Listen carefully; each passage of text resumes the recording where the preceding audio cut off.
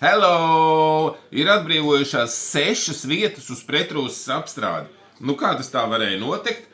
Tur daļa ir, man liekas, 3 ir lētās apstrādes un 3 ir pilnās apstrādes. Vienmēr sakot, mums ir viens uzņēmums, kokapstrādes, kuram mēs katru gadu taisam, viņi pērk jaunas mašīnas un mēs katru gadu taisam tās mašīnas.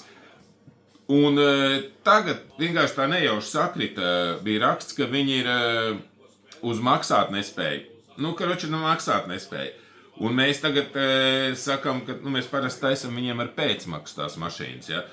Un es saku, pēcmaks nebūs, davai uz priekšu maksājiet, un tad mēs ņemam tās mašīnas. Jo varbūtība, kad maksāt nespējīgs uzņēmums tev samaksās, vispār ir 0. Reāli tā ir. Un es saku, uz priekšu jāmaksā. Un, protams, šie un atmetās, saprot. Un līdz ar to mums ir atbrīvojušās 6 vietas uz pretrūsas apstrādi. Zvani tagad strauji, gan Ulbrokā, gan Pļauniekos daļēji. Zvani tagad strauji 2887 0001 un tiec uz pretrūsas apstrādi. Gan lētā apstrāde pa 595 eiro, gan pilnā apstrāde, sākot no 1500 jaunai mašīnai.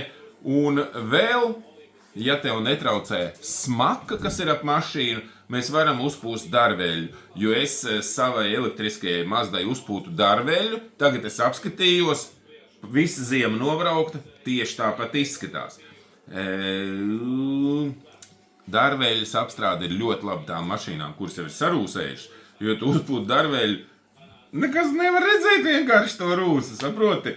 Opa, visiem izdevīgi, un dārveļa maksā tikai 350 eiro. Nu, tā kā, ja kādam vajag, dod ziņu, ja? Tas viss, pīsnieks.